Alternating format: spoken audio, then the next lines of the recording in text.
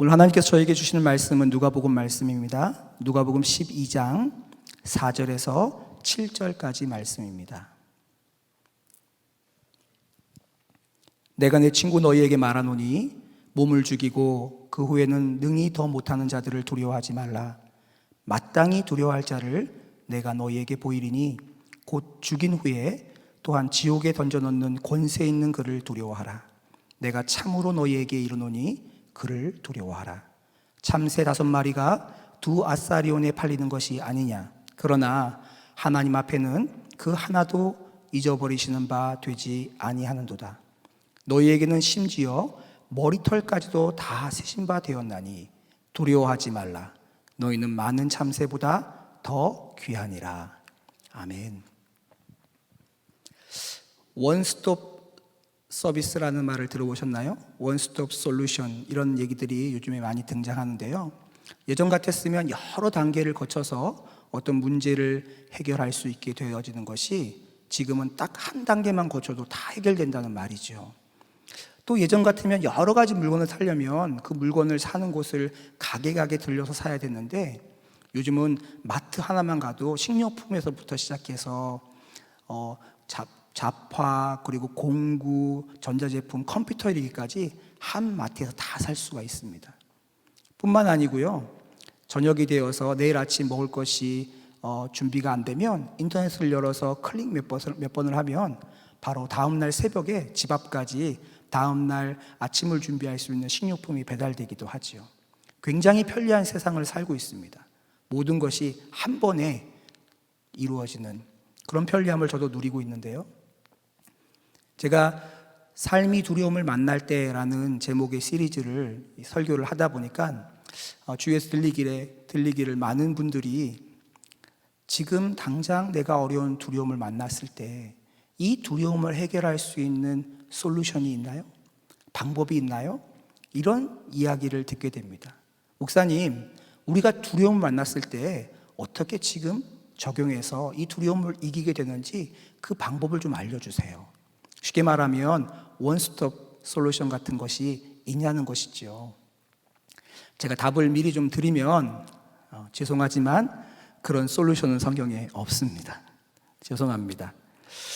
이 두려움의 문제를 다룰 때 우리는 반드시 다루어야 하는 것이 있는데, 그것은 전쟁에 관련된 부분입니다. 왜냐하면 우리가 두려움을 만나면 우리 안에 보이지 않는 전쟁, 영적인 전쟁이 일어나기 때문에 그래요.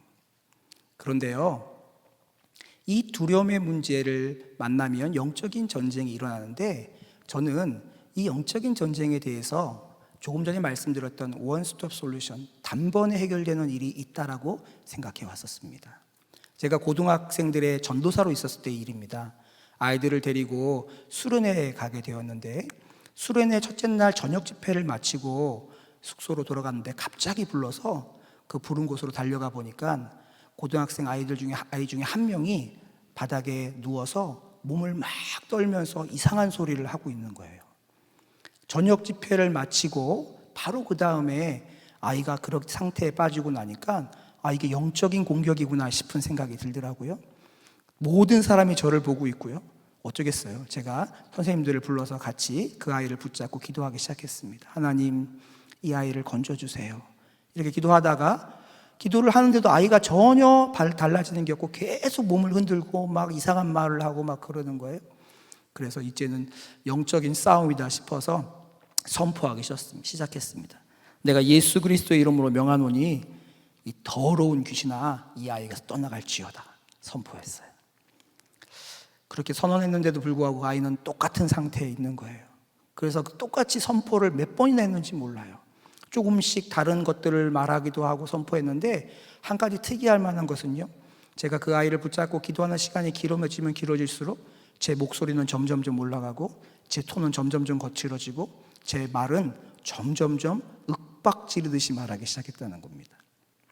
떠나갈지어다 이렇게 했던 것이 나중에는 어떻게 떠나갈지어다 이렇게 바뀌어서 마치 그렇게 하면 조금 더 힘이 있어서 그 귀신을 쫓아낼 수 있을 거라는 듯한 그런 모습으로 바뀌어갔지요.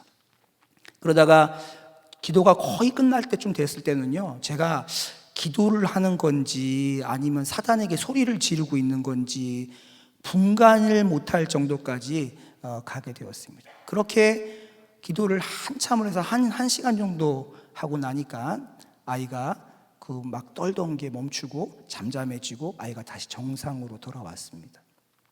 저는 그때 일을 지금 어떻게 설명하거나 그것이 무엇인지 말하려고 하는 게 아니고, 제가 지금 말하고자 하는 포인트는 제가 그 당시에 제가 생각하는 영적 전쟁은 그런 것이었다는 거예요.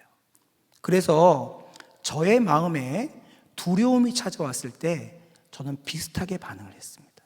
어떤 두려운 일들이 제 마음에 일어나면 제 마음을 향해서 소리를 내지 않지만 이렇게 외치는 것이죠. 두려움을 주는 이 악한 영아, 내가 예수님의 이름으로 너한테 명하노니 넌 당장 떠나갈지어다. 너는 이미 십자가에서 패배했어. 내 안에 머무르지 마. 여기는 예수님이 거하시는 곳이야. 나가. 뭐 이렇게 했다는 거예요. 이게 제가 생각하는 영적 전쟁이었습니다. 무슨 말이에요? 저는 영적 전쟁을 힘과 힘의 대결로 이해했어요. 사탄이라는 아주 강력한 힘을 가진 존재가 무엇인가를 사로잡으면 사탄보다 훨씬 강력한 힘을 가진 예수님의 힘을 가지고 그 사탄을 누르고 부수고 쫓아내는 것, 이게 영적 싸움이라고 생각했던 거죠. 그래서 제 마음속에 그렇게 기도했는데 여전히 마음속에 두려움이 가득하면 어떻게 했냐면, 내가 믿음이 부족한 것보다 더 많이 기도해야지, 더 오래 기도해야지. 그래도 두려움이 안 사라지면 내가 마음에 죄를 남겨두고 있나 보다, 회개해야겠다. 생각나는 모든 죄를 다 회개하고 뭐 이렇게 영적 싸움에 대해서 생각하고 임했던 거죠. 무슨 말이에요? 제 마음에 이 영적 싸움, 두려움을 다루는 문제에도 원스톱 솔루션이 있다고 생각한 거예요. 하나님이 한 방에 해결하시는 일이 있는데 내가 그거를 아직 잘 못 사용해서 그거를 찾고 찾으면 언젠가 하나님이 한 방에 그 두려움을 몰아내실 것이다 라고 생각했던 것이지요. 그런데 오늘 제가 여러분과 함께 나누려고 하는 이야기는요, 이런 힘과 힘이 부딪혀서 싸우는 영적인 전쟁에 대한 얘기가 아닙니다. 물론 그런 일도 성경에 기록되어 있지요. 하지만 그건 거의 대부분 하나님의 일입니다. 사실 우리가 우리의 일상에서 만나는 두려움과 이 두려움 가운데 일어나는 영적 전쟁은요, 거의 대부분 이것과는 관계가 없는 일들이에요. 거의 대부분은 아주 자주 우리에게 일어난 일이고 우리의 일상 가운데 매일 만나는 일입니다. 오늘 그 얘기를 좀 여러분과 함께 하려고 합니다. 그 전에 먼저 좀 한 단락 맺고 지나가겠습니다. 첫 번째 포인트를 말씀드리려고 하는데, 우리가 두려움을 만났을 때, 두려움을 다룰 때 우리에게는 영적 전쟁이 일어납니다. 그런데 이 영적 전쟁을 한 방에 해결할 수 있는 원스톱 솔루션은 없다라는 것이 첫 번째 포인트입니다. 꼭 기억하시기 바랍니다. 혹시 어디 가다가 어떤 분들이 그런 거 있다고 배우러 가자 그러시면 그냥 조용히 교회로 오시면 됩니다. 그런 것은 없습니다. 성경은요, 우리가 두려움의 문제를 다루려고 하면 반드시 영적인 전쟁이 일어난다고 하는데, 그런데 좀 헷갈리는 게 있어요. 왜냐하면 우리가 이것을 두려움의 문제를 정확하게 해결하려면 성경을 통해서 해결해야 되는데 성경이 우리를 약간 헷갈리게 합니다. 왜냐하면 성경의 어떤 부분에서는 두려워하지 말라 그러고 어떤 데는 두려워하라 그러거든요. 과연 뭐가 맞는 거죠? 제가 성경을 좀 같이 여러분과 보도록 하겠습니다. 요한일서 4장 18절입니다. 제가 읽겠습니다. 사랑 안에 두려움이 없고 온전한 사랑이 두려움을 내쫓나니 두려움에는 형벌이 있음이라. 뭐라고요? 두려워하면 형벌이 따라온다고요. 요한계시록 21장 8절입니다. 그러나 두려워하는 자들과 믿지 않는 자들과 쭉 이어지다가요, 모든 자들은 불과 유황으로 타는 못에 던져지리니 이것이 둘째 사망이라. 무슨 말이에요? 두려워하는 자들은 형벌을 받게 되려는 거예요. 무슨 얘기를 하고 있어요? 성경은 너희들 두려워하면 안 돼. 이거는 두려워하면 안 되는 거야. 두려워하면 형벌 받는 일이야. 이렇게 성경이 말하는 부분이 있습니다. 그런데요, 또 다른 성경을 보면 좀 다르게 말합니다. 히브리서 12장 28절입니다. 한번 보시죠. 그러므로 우리가 흔들리지 않는 나라를 받았은즉 은혜를 받자. 이로 말미암아 경건함과 두려움으로 하나님을 기쁘시게 섬길지니. 여기는 뭐라고 말하고 있어요? 두려워하면서 하나님을 섬기자라고 얘기하고 있어요. 베드로전서 1장 17절입니다. 외모로 보시지 않고 각 사람의 행위대로 심판하시는 이를 너희가 아버지라 부른즉 너희가 나그네로 있을 때를 두려움으로 지내라. 두려워하면 형벌을 받는다고 했다가 지금은 두려움으로 하나님 앞에서 지내라고 명령하는 구절도 나와요. 뭐가 맞는 거예요? 우리가 두려워해야 돼요? 두려워하지 말아야 돼요? 이런 상반되는 것처럼 보여지는 구절들이 있기 때문에 우리가 두려움을 이해할 때 여러 가지 혼란스러움이 우리 안에 있습니다. 우리는 두려워해야 되는지 두려워하지 말아야 되는지에 대한 대답을 오늘 본문이 잘 설명해 주고 있는 것입니다. 이런 질문에 대한 해답으로 오늘 본문이 우리에게 제시하고 있습니다. 오늘 본문을 같이 한번 볼까요? 누가복음 12장 4절에서 5절입니다. 제가 읽겠습니다. 내가 내 친구를 너희에게 말하노니 몸을 죽이고 그 후에는 능히 더 못하는 자들을 두려워하지 말라. 마땅히 두려워할 자를 내가 너희에게 보이니 곧 죽인 후에 또한 지옥에 던져넣는 권세 있는 그를, 누구죠? 하나님을 두려워하라. 내가 참으로 너희에게 이르노니 그를, 하나님을 두려워하라. 오늘 예수님께서 이 말씀을 하시는 배경이 있습니다. 누가복음 11장 마지막에 보면 예수님께서 바리새인들과 서기관들을 향해서 아주 엄하게 책망하십니다. 그 책망을 하자 바리새인과 서기관들이 아주 거세게 달려듭니다. 그리고 앙심을 품고 예수님을 책잡으려고 예수님에게 달려드는 장면이 11장에 나오거든요. 아마 이 바리새인과 서기관의 모습이 굉장히 위협적이었던 것 같습니다. 그래서 예수님과 함께 있는 제자들과 사람들에게 굉장히 두렵게 느껴졌던 것 같아요. 이런 배경하에서 예수님께서 내가 너희들에게 말하는데 너희들을 죽일 것처럼 달려드는 저들, 너희 몸을 죽일 수 있는 저들을 두려워하지 말고 내가 너희에게 정말 두려워할 대상을 알려줄 텐데 그분을 두려워해라. 그분은 하나님이야 라는 말씀을 지금 하고 있는 것입니다. 좀 더 바꿔 말하면 너희들 조금 전에 봤지? 너희들에게 보여지는 것, 너희들에게 들려지는 것, 너희들에게 느껴지는 것, 그것은 너희를 엄청 무섭게 하지. 하지만 그것을 두려워하지 말고 정말 두려워할 것이 있어. 그것은 천지의 주권자이자 심판주이신 하나님이야. 이 얘기를 하고 있는 거예요. 지금 무슨 얘기를 하고 있는 거죠? 세상에는요, 두 가지 두려움에 있다는 거예요. 정확하게 말씀드리면 세상에는 두 가지 두려움의 대상이 있어요. 첫 번째는 두려워하지 말아야 하는 대상이 있고 두 번째는 꼭 두려워해야 되는 대상이 있다는 것입니다. 예수님은 지금 큰 두려움을 만나면 어떻게 하고 긴급한 두려움을 만나면 어떻게 하고 이런 것이 문제라고 말하고 있는 게 아니고요. 우리의 두려움의 영적 전쟁의 문제는 무엇이냐면 우리는 무엇을 두려워할 것인가의 문제라고 말하고 있는 거예요. 많은 사람들이 두려움의 문제를 다룰 때 큰 두려움을 어떻게 이기냐로 다루는데 예수님은 어떻게 말씀하시냐면 너희들의 두려움의 문제의 본질은 핵심은 뭐냐면 너희가 진짜 두려워하는 게 뭐냐에 있다는 것입니다. 그래서 오늘 본문은 우리가 보이는 것, 느껴지는 것, 들려지는 것을 두려워할 것인지 아니면 느껴지지 않지만 살아계신 하나님을 두려워할 것인지를 선택하게끔 인도하고 있습니다. 이것이 우리가 우리의 인생을 살아가면서 날마다 만나는 영적 싸움입니다. 뭔가요? 내가 무엇을 두려워할 것인가를 선택하는 싸움이 우리의 인생에 날마다 있는 것이죠. 우리는 날마다 우리의 인생 가운데 누구를, 무엇을 두려워할 것인가를 선택하며 살아갑니다. 이것이 두 번째 포인트입니다. 두려움의 영적 전쟁 앞에서 우리는 날마다 무엇을, 누구를 두려워할 것인지를 선택하며 살아간다는 거예요. 첫 번째가 뭐였죠? 우리가 두려움을 만날 때 영적 전쟁을 만나게 되는데 그것을 한 번에 해결하는 원스톱 솔루션은 없다라는 거였고요. 두 번째가 뭐죠? 우리는 날마다 이 영적 전쟁 가운데 무엇을 두려워할지를 선택하며 살아간다는 것입니다. 근데 이 두려워한다라는 것이 무엇인지를 조금 더 깊이 살펴볼 필요가 있습니다. 많은 사람들이 이 두려워한다라는 것은 감정이라고 생각합니다. 느낌이라고 생각해요. 하지만 저는 이 두려워한다는 것을 조금 다르게 정의 내리고 싶습니다. 잘 들어보시기 바랍니다. 조금 딱딱해서요. 제가 2번 말씀드리겠습니다.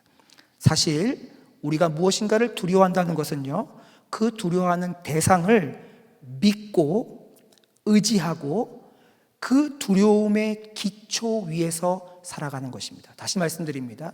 우리가 무엇인가를 두려워한다는 것은 우리가 두려워하는 그 대상을 믿고 의지하고 그 두려움의 기초 위에서 살아가는 것입니다. 제가 예를 들어 볼게요. 부족 마을들 중에 꽤 많은 마을들이 비슷한데요. 어떤 마을이 있는데요. 어떤 부족은 정글 안에서 살아요. 이 사람들은 정글의 전문가예요. 그런데 이 사람들이 절대로 하지 않는 것이 있습니다. 그것은 해가 지고 나면 정글 안으로 들어가지 않습니다. 이 사람들이 정글 안으로 해가 지고 나면 들어가지 않는 이유는 그 사람들은 믿고 있는 것이 있는데 그 정글 안에 아주 조그만 영들이 살고 있는데 걔네들은 밤만 되면 나온다는 거예요. 그리고 그 밤에 정글을 지나가는 사람을 공격하고 그 안에 들어가서 그 영들의 공격을 받은 사람은 얼마 되지 않아서 죽게 된다는 것이 이 부족 사람들이 믿고 있는 것이고 두려워하고 있는 것입니다.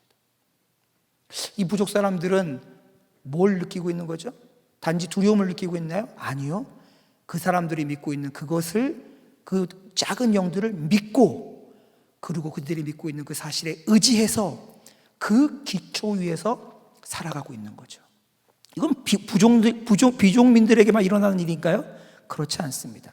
21세기 최첨단을 살고 있는 한국은 어떤가요? 꽤 많은 부모님들과 자녀들이 이렇게 생각합니다. 대학 입시에 실패하면 인생에 실패하게 된다라고 생각해요. 그렇게 말하는 사람은 많지 않지만 굉장히 많은 사람이 이렇게 생각합니다. 그래서 굉장히 많은 부모님들과 자녀들이 상상할 수 없는 정도의 에너지와 상상할 수 없는 돈과 시간을 마땅히 대학 입시를 위해서 써야 한다고 생각해요. 동의해요. 전 세계에서 아이들이 시험을 치른다는 이유 때문에 비행기 출발 시간을 늦추는 나라는 대한민국밖에 없습니다. 회사 출근 시간이 늦어지죠. 뭐지요? 시험에 실패하면 인생에 실패할 수 있다는 두려움이 그들 안에 믿어졌고 그것을 믿고 그것을 의지하고 그 위에서 살아가고 있는 것이죠. 제가 이런 예를 들려면요, 쉬지 않고 예배 시간 끝까지 들 수 있습니다. 돈, 명예, 성공, 인기, 안정, 꿈, 모든 것들이요, 우리가 두려워하는 모든 것들이 사실은 우리가 두려워하는 것은 단지 느낌이 아니고 우리가 두려워하는 것을 믿고 그것을 의지해서 그 위에서 살아가고 있는 것이지요. 성경은 그래서요, 오늘 본문에 우리에게 하나님을 두려워하라고 명령하고 있는 거예요. 이게 무슨 뜻이에요? 하나님을 두려워하는 건 하나님을 두려워하는 느낌을 가지라는 게 아니에요. 성경이 하나님을 두려워하라고 말하는 것은 바로 하나님의 말씀을 믿고 그 기초 위에서 그것을 의지하여 살아가라고 명령하고 있는 것이죠. 이것이 세 번째 포인트입니다. 두려워한다는 것은 실제로 그 두려워하는 대상을 믿고 의지하고 그 기초 위에서 살아간다는 것입니다. 첫 번째가 뭐였죠? 두려움이라는 것을 만나면 영적 전쟁이 일어나는데 이 영적 전쟁을 한 방에 해결할 수 있는 해결책은 없다라는 거였어요. 두 번째가 뭐죠? 우리는 이 두려움이라는 영적 전쟁을 할 때 날마다 선택하며 살아간다는 거예요. 내가 무엇을 두려워할 것인가를 선택하며 살아간다는 거예요. 세 번째가 뭐죠? 사실 두려워한다는 것의 이 실체는 그 두려움의 대상을 믿고 의지하고 그 기초 위에서 살아가는 것이라는 것입니다. 그런데요, 이렇게 세 가지 포인트를 가지고 이제 생각해 보려고 하는데 우리가 이 두려움의 문제를 하나님의 믿는 그리스도인으로 풀어갈 때 한 가지 우리가 실제로 직면하게 되는 어려움이 있습니다. 그것은 뭐냐면 하나님께서 우리가 두려움을 만날 때, 우리에게 느껴지고 보여지고 들려지는 것으로 두려움을 만날 때 하나님 우리를 도와주시는데요, 해결책을 주시는데 그 해결책이 우리가 기대하는 것과 많이 다르다는 거예요. 하나님은 우리가 보여지고 들려지고 믿어지는 것을 하나님이 믿지 두려워하지 말라 그러셨어요. 그러면서 우리에게 해결책을 주시는데, 해결책이 뭐냐면 성경을 계속 읽어보면 읽어볼수록 너무 공통적 해결책을 주시는데, 그것은 하나님은 두려워할 만한 여건에 있는 사람들에게 약속을 주십니다. 이게 우리가 굉장히 불편해요. 우리의 두려운 일을 만났는데 하나님이 우리의 두려움 현장에 갑자기 뭔가 우리가 느낄 만한 어떤 역사적인 일을 일으키시고 우리가 지금 흔히 쓰는 말로 현찰을 좀 주셨으면 좋겠는데 그런 건 안 주시고 약속을 주신다는 거예요. 이것이 우리가 날마다 경험하는 영적인 전쟁입니다. 내게 지금 보여지는 것, 느껴지는 것, 들려지는 것으로 찾아오는 두려움을 붙잡고 살아갈 것인지, 아니면 전혀 현실에서는 느껴지지 않지만 하나님이 주신 약속을 붙잡고 살아갈 것인지를 선택하는 영적인 전쟁을 우리는 날마다 하는 것이지요. 제가 조금 전에 이 이야기가 성경에 처음부터 끝까지 쭉 써 있다 그랬잖아요. 그 중에 딱 한 사람만 예를 들어서 한번 같이 생각해 보려고 합니다. 여러분, 성경에 나와 있는 사람들 중에 예수님 빼고 귀신들에게 너 귀신 나가! 이렇게 해서 귀신을 쫓아낸 사람이 있나요? 성경에 딱 한 명 등장합니다. 그 사람이 누구죠? 바울입니다. 사도 바울이 사도행전 16장에 자신을 쫓아오면서 귀신 들려서 점치는 그 여종이 자꾸 자신을 귀찮게 하니까 내가 예수 그리스도의 이름으로 명하노니 하면서 귀신을 쫓아버려요. 사도 바울은요, 굉장한 영적인 거인이었죠. 예수님을 제외하고는 유일하게 귀신에게 명령해서 귀신을 쫓아냈어요. 뿐만 아니라 사도행전에 보면 사도 바울이 가지고 있었던 손수건이나 앞치마를 가지고 병든 사람이나 귀신 들린 사람에게 이렇게 얹으면 병이 떠나가고 귀신이 떠나갔다라고 기록되어 있어요. 사도 바울이 예수님의 이름으로 귀신 들린 사람에서 귀신을 쫓아내는 것을 보고 제사장이었던 스게와라는 사람의 7 아들이 사도 바울을 따라합니다. 우리도 사도 바울처럼 해야겠다. 그래서 귀신 들린 사람한테 가서 내가 예수 그리스도의 이름으로 명하노니 너는 그 사람에게서 떠나갈지어다 이렇게 말해요. 사도 바울을 그대로 따라한 거죠. 그랬더니 어떤 일이 일어났습니까? 그 귀신이 이렇게 말합니다. 내가 예수도 알고 바울도 아는데 너희들은 누구냐? 그러면서 그 사람에게 달려들어서 그 사람들을 괴롭혔다고 사도행전 19장은 기록하고 있어요. 귀신도 인정하는 사람, 예수님의 이름으로 귀신에게 명령하여 귀신이 떠나가게 했던 사람, 그 사람이 사도 바울이잖아요. 이런 사도 바울은 두려운 적이 있었을까요? 두려움을 만났다면 어떻게 그 두려움을 해결했을까요? 저희 생각에는 이런 사도 바울이라면 두려운 일이 일어나면 내가 예수님의 이름으로 명하노니 이 두려움의 영아 떠나갈지어다 이렇게 하면 끝날 것 같잖아요. 그런데 성경은요, 사도 바울이 두려움을 만난 적이 많았고 이 두려움을 만났을 때 어떻게 그 두려워하지 말아야 되는 그 두려움을 이겼는지를 자세하게 기록하고 있습니다. 사도 바울이 살아가는 동안에 하나님께서 사도 바울을 직접 찾아가셔서 만나신 다음에 사도 바울에게 육성으로 말씀하신 장면이 몇 번이나 있었을까요? 성경에 기록된 거는 4번이 있습니다. 별로 많지는 않죠. 하나님이 직접 사도 바울을 찾아가서 사도 바울에게 들리는 목소리로 말씀하신 게 4번 나와요. 그 첫 번째가 사도 바울이 예수 믿는 사람을 다 잡아서 옥에 가두기 위해서 다메섹으로 가는 길에서 사도 바울, 그 당시에는 사울이죠. 사도 바울의 눈을 멀게 하고 직접 말씀하시는 장면이 첫 번째입니다. 사울아 사울아 어찌하여 내가 나를 박해하느냐. 이게 첫 번째로 하나님께서 사도 바울에게 직접 말씀하시는 거예요. 그게 첫 번째 사건입니다. 그리고 나머지 세 번은 언제 직접 찾아가서 말씀하셨을까요? 여러분이 믿으실지 모르겠지만 나머지 세 번은 모두 다 사도 바울이 너무 두려워하고 무서워하고 있을 때 하나님께서 사도 바울을 직접 찾아가서 말씀하세요. 성경을 같이 좀 찾아보면서 이 얘기를 좀 봤으면 좋겠습니다. 먼저 사도행전 18장으로 가려고 합니다. 사도행전 18장은요, 사도 바울이 고린도라는 도시에서 복음을 전했을 때 이야기입니다. 먼저 회당에 가서 복음을 전했는데 그 회당에 있던 유대인들이 그 말을 듣고 아주 심하게 비방하고 사도 바울을 대적합니다.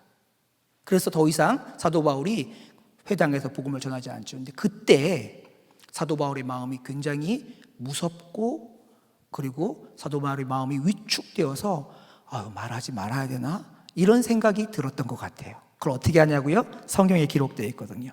사도행전 18장 9절과 10절 말씀입니다. 제가 9절과 10절 읽겠습니다. 밤에 주께서 환상 가운데 바울에게 말씀하시되 두려워하지 말며 침묵하지 말고 말하라. 왜 이렇게 말씀하세요? 사도 바울이 두려워하고 있었어요. 침묵하고자 하는 유혹이 찾아온 거예요.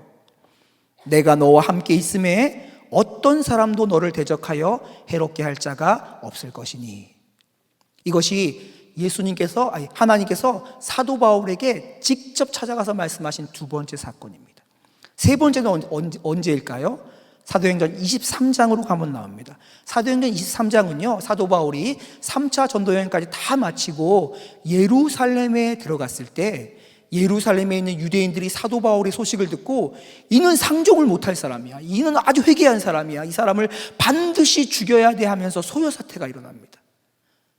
얼마나 심하게 사도 바울을 싫어하고 아주 사도 바울을 이렇게 미워했는지 천부장이 사람들이 사도 바울을 땡겨갖고 양쪽에 땡겨서 몸이 찢어질까봐 사도 바울을 건져서 군인들이 있는 영내로 데려갔다고 기록되어 있습니다. 이런 위협 가운데 있을 때 사도 바울이 무서워했던 것 같아요. 볼까요? 23장 11절 말씀입니다.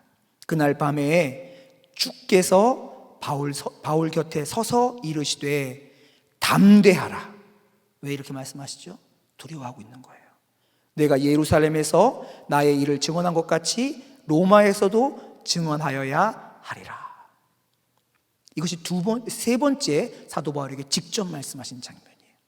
마지막 네 번째가 언제냐면 사도행전 27장입니다.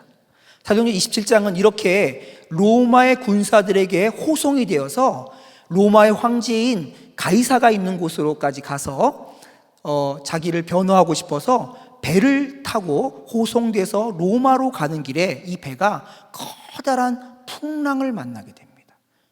단지 하루 만난 게 아니라 여러 날 그 풍랑에 휩쓸려서 배가 이리 깨지고 저리 부서지면서 배가 거의 파손되었고요, 그 안에 있던 물건들이 다 사라지게 되었을 때 그 상황이 어땠는지를 27장 20절이 아주 자세하게 그려놓고 있습니다. 한번 보시죠. 27장 20절입니다. 여러 날 동안 해도 별도 보이지 아니하고 큰 풍랑이 그대로 있음에 구원의 여망마저 없어졌더라. 이게 무슨 말이죠? 살 수 있다는 가능성마저 사라졌더라, 이 말이에요. 이것이 성경이 객관적으로 기록하고 있는 거예요. 배가 얼마나 큰 풍랑을 만나서 이리저리 치고 다녔는지 모든 사람들이 결론을 내리기를 우리는 죽었네. 그때 사도 바울이 굉장히 두려워하고 있었던 것 같아요. 그래서 27장 23절에서 24절에 이렇게 기록하고 있습니다. 이게 마지막 사도 바울에게 하나님이 직접 말씀하시는 장면이에요. 내가 속한 바 곧 내가 섬기는 하나님의 사자가 어젯밤에 내 곁에 서서 말하되 바울아 두려워하지 말라. 내가 가이사 앞에 서야 하겠고 또 하나님께서 너와 함께 항해하는 자들을 다 내게 주셨다 하였으니. 예수님의 이름으로 귀신에게 명령하여 귀신을 쫓아냈던 사람입니다. 그가 가지고 있던 손수건이나 앞치마만 가지고도 귀신이 물러가고 병이 치료됐던 사람이에요. 귀신들도 인정하는 사람이 사도 바울이었어요. 그런데 그가 두려움을 만났을 때 하나님 어떻게 하셨죠? 그에게 찾아가서 두려워하지 말아라, 담대하여라 라고 말씀하십니다. 그리고 하나님이 어떻게 하셨나요? 하나님이 그가 두려워하고 그가 무서워하는 모든 것을 하나님의 권세로 누르시고 깨뜨리시고 저기 밀어버리시고 없애버리셨나요? 아니에요. 아니면 하나님이 사도 바울을 그 위험의 처지에서 들어서 안전한 곳으로 옮겨 놓으셨나요? 아니에요. 하나님은 두려워하지 마라, 담대하라 라고 말씀하시고 나서 무엇을 하셨냐면 사도 바울에게 약속을 주셨습니다. 사도행전 18장에서는 내가 너와 함께 있을 거야, 너를 해치는 사람이 없을 거야, 이렇게 약속하셨어요. 여전히 그를 향해서 아주 험악한 분위기가 아주 가득한 유대인들이 여전히 그대로 있는 그 자리에서 하나님은 너는 나와 함께 있을 거라 약속을 주십니다. 사도행전 23장에서는 어떻죠? 사도 바울의 몸이 찢어질 정도로 사람들이 흥분하고 있는 그 자리에서는 뭐라고 하세요? 어떻게 될 거라고 말씀하시고 딱 하나 약속을 주십니다. 너가 로마까지 가서 내 일을 증언하게 될 거야. 너 여기서 끝나지 않아. 이렇게 말씀하셨어요. 그리고 그 풍랑 때문에 살 소망이 다 끊어졌을 때는 뭐라고 말씀하십니까? 또다시 말씀하십니다. 너 여기가 끝이 아니야. 로마의 가이사 앞에 서게 될 거야. 이것이 위대한 하나님의 사도, 영적 싸움의 대가처럼 불리는 위대한 하나님의 종을 향해서 하나님께서 제시하시는 두려움 앞에서의 방편이에요. 주님은요, 우리 인생이 두려워하지 말아야 되는 두려움을 만날 때 주님은 우리에게 약속을 주십니다. 사도 바울이 자기에게 찾아왔던 이 두려움을 어떻게 이겼는지 한번 같이 볼까요? 어떻게 이 두려움을 이겼는지 오늘 마지막 읽었던 사도행전 27장 25절에 기록되어 있습니다. 제가 읽겠습니다. 그러므로 여러분이요 안심하라. 나는 내게 말씀하신 그대로 되리라고 하나님을 믿노라. 여전히 풍랑 가운데 있어요. 배는 다 파손되었어요. 먹을 것은 없어요. 그런데 그 상황 앞에 보여지는 것, 들려지는 것, 느껴지는 것, 그 두려움이 똑같은 상황 앞에서 사도 바울이 선언하고 선택하는 거예요. 나는 내게 말씀하신 그대로 될 것이라고 하나님을 믿는다 라고 선언하고 있는 것이죠. 이것이 바로 하나님께서 우리를 두려움 앞에서 건져내시는 참된 두려움으로 이끄시는 하나님의 방법이에요. 이것이 마지막 네 번째 포인트입니다. 하나님은 인생이 만나는 두려움의 해결책으로 하나님의 약속을 주십니다. 첫 번째가 뭐였죠? 인생이 두려움을 만날 때 영적 싸움을 경험하게 되는데 이것을 한 번에 해결할 수 있는 길은 없다는 것입니다. 인생이 두려움을 만날 때 우리는 날마다 무엇을 두려워할 것인지를 선택하게 된다. 이것이 두 번째였어요. 세 번째가 무엇이었죠? 두려워한다는 것은 그 두려워한다는 것을 믿고 의지하고 그 기초 위에서 살아간다는 것이라는 거예요. 그런데 이 두려움의 문제 앞에 마지막 포인트는 뭐예요? 하나님은 그 두려움의 해답으로 하나님의 약속을 주신다는 것입니다. 21세기 오늘날을 살아가고 있는 저와 여러분에게도 수많은 두려움이 보이고 들려지고 느껴짐으로 찾아오지요. 형편과 상황은 다 다르지만 우리에게 찾아오는 두려움들은 거의 대부분 보이고 느껴지고 들려짐으로 찾아옵니다. 무엇을 두려워할지, 무엇을 의지할지를 선택하는 것이 바로 이 상황 가운데서 무엇을 두려워할지를 선택하는 것이 우리가 날마다 삶 가운데 만나는 삶의 전쟁터에서의 전쟁이에요. 저는 목사이죠. 선교사이기도 했습니다. 저는 여러분과 다르지 않게 하루에도 수없이 제 눈에 보이고 제 귀에 들리고 제 피부에 느껴지는 두려움 앞에 흔들리고 어려워하고 도망가고 싶을 때가 얼마나 많은지 모르겠습니다. 밖에서는 보이지 않는 제 마음속에 이 전쟁이 하루에도 수십 번씩 일어나요. 내가 보이고 들려지고 느껴지는 현실의 이 두려움을 두려워할 것인지, 아니면 지금 내 현장에서는 보이지 않고 느껴지지 않지만 하나님이 주신 약속을 붙잡고 하나님을 두려워할 것인지를 선택하는 영적인 전쟁이 저에게 날마다 일어나는 거예요. 저는 이 둘 사이에서 선택해야 되는 거예요. 뭘요? 뭐가 진짜인지를 선택하는 거죠. 제 삶 가운데 뭐가 진리인지를 선택하는 거예요. 내가 보이고 느껴지고 들려지는 저거를 내 삶의 진리라고 선택할 것인지, 아니면 보이지 않고 아무 일도 안 일어난 것 같지만 하나님이 주신 그 약속을 진짜라고, 진리라고 선택할 것인지를 선택하는 전쟁. 그래서 저는 이 전쟁을 진리 전쟁이라고 부르는데요, 이 진리 전쟁이 저에게 날마다 매 순간 일어나고 있는 것입니다.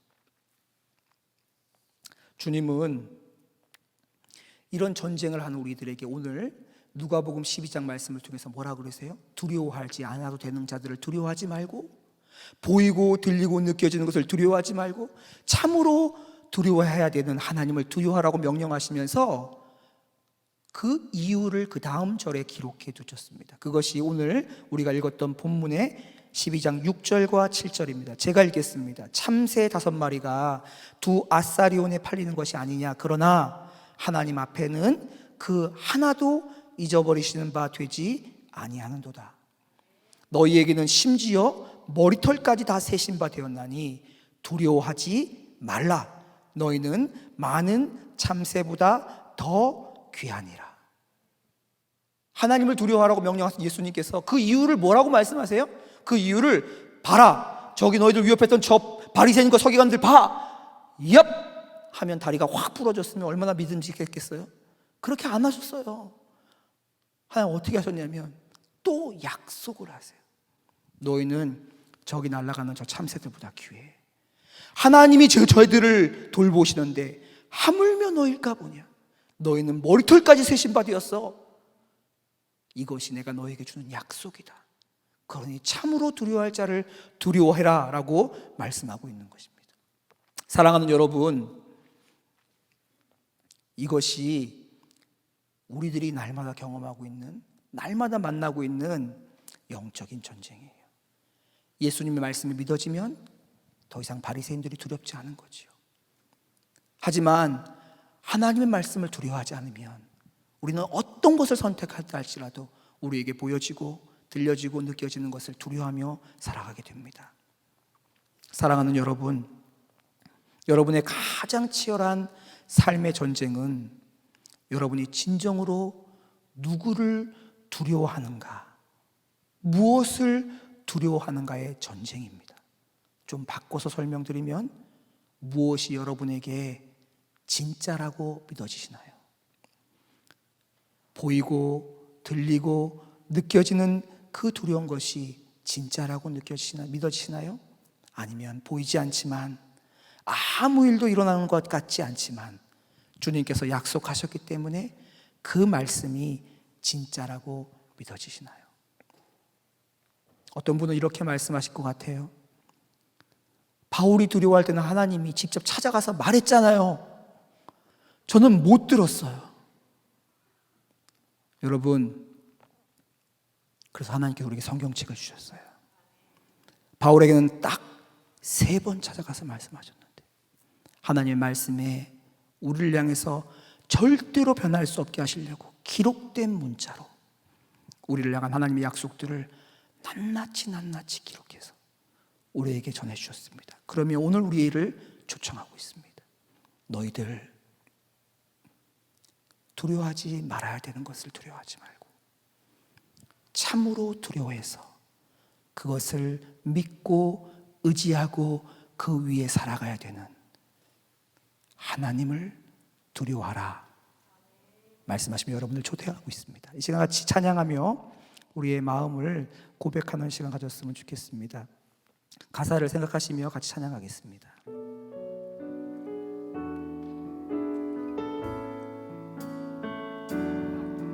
내게 허락하신 시련을 통해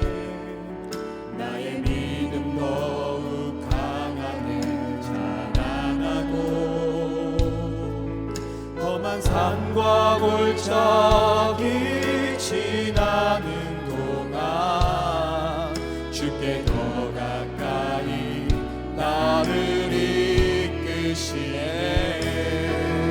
내가 겪는 시험이 어렵고 힘겨워도 내 주님보다 크지 않네. 내 앞에 바다가 갈라지지 않으면 주가 나로 바다 위 걷게 하리. 나는 믿네. 주의 능력으로 내 삶 새롭게 되리. 나는 믿네. 주의 능력으로 담대히 나가리라. 주와 함께 싸워 승리하리라. 날마다 믿음으로 나 살아가리. 나는 믿네. 주의 능력으로 내 삶 새롭게 되리. 나는 믿네. 주의 능력으로 담대히 나가리라. 주와 함께 싸워 승리하리라. 날마다 믿음으로 나 살아가리. 이 시간 4절 5절 말씀을 붙잡고 함께 기도하기 원합니다. 내가 내 친구 너희에게 말하노니 몸을 죽이고 그 후에는 능히 더 못하는 자들을 두려워하지 말라. 마땅히 두려워할 자를 내가 너희에게 보이리니 곧 죽인 후에 또한 지옥에 던져넣는 권세 있는 그를 하나님을 두려워하라. 내가 참으로 너희에게 이르노니 그를 두려워하라. 여러분, 이 시간 여러분 하나님 앞에 솔직하게 우리의 마음을 토해냈으면 좋겠습니다. 나는 나의 삶의 현장 가운데 무엇을 나의 두려움으로 믿고 의지하고 그 기초 위에 살아가고 있는지 하나님께 고백하는 시간을 가졌으면 좋겠습니다. 그 고백과 함께 주님 앞에 이렇게 기도하고 싶습니다. 주님, 저로 하나님의 약속의 말씀을 믿고 말씀 앞에서 두려워하며 살아가게 하여 주옵소서. 보이는 것, 들리는 것, 느껴지는 것에 의지하지 않고 오직 주님이 약속하신 말씀을 믿고 붙들고 살아가는 눈이 열리게 하여 주옵소서. 하나님, 나에게 하나님의 약속의 말씀이 들려지는 은혜를 허락하여 주옵소서. 이 시간 주님의 이름 한번 부르고 통성으로 같이 기도하는 시간 갖도록 하겠습니다. 주여! 아버지 하나님, 아버지 하나님, 우리의 인생 가운데 우리가 만나는 모든 두려움의 문제가 사실은 하나님 그 두려움의 크기의 문제가 아니고 하나님 내가 무엇을 두려워하는가의 문제인 것을 오늘 말씀하여 주시기 감사합니다. 하나님, 이 문제 앞에서 하나님 너무나도 쉽게 자연스럽게 내 피부에 느껴지고 내 눈에 보여지고 내 귀에 들려지고 세상이 말하는 것을 따라서 살아갔던 나의 삶의 현재를 주님 앞에 고백할 뿐입니다. 주여, 믿음의 눈을 뜨게 하여 주옵소서. 참으로 두려워할 분을 보는 눈을 열어 주옵소서. 주의 약속의 말씀이 나의 삶의 현장에 진짜로 진리로 느껴지고 믿어지는 눈의 역사함들을 제게 허락하여 주시기를 기도하고 소망합니다. 하나님, 이 은혜의 역사함들 앞에 저를 세워주셔서 하나님 아버지, 지금 내가 직면하고 있는 그 어떤 두려움의 현장 가운데도 하나님 아버지, 헛된 것들을 구하거나 보여지는 것들을 따라가거나 잘못된 영적인 원리들을 따라가지 아니하고 하나님 약속을 붙잡고 그 약속의 믿음 안에서 하나님 약속하신 것을 기다리며 하나님 승리하고 주님의 은혜심과 주님의 구하심과 은혜를 누릴 수 있도록 은혜를 도와여 주옵소서. 사도 바울이 하나님의 약속의 말씀을 듣고 하나님 아버지 앞에 고백했던 그 고백, 나는 하나님의 말씀대로 그대로 될 것이라고 믿노라 라고 고백하는 고백이 우리의 삶 가운데 동일하게 고백되도록 은혜를 도와여 주옵소서. 우리를 두렵게 하는 삶의 현장 실체가 드러나게 하여 주옵소서. 하나님, 우리가 씨름하고 있는 우리 삶의 신체가 드러나게 하여 주옵소서. 헛되게 붙잡고 씨름하고 있는 것들로부터 하나님 자유롭게 하여 주시옵소서. 하나님, 내가 붙잡고 의지하고 씨름하고 하나님 위에 살아가고 있는 것들을 버리고 하나님의 약속의 말씀을 믿고 의지하고 그 약속의 말씀에 기초 위에 살아가는 은혜가 넘쳐날 수 있도록 은혜를 도와주시기를 기도하고 소망합니다.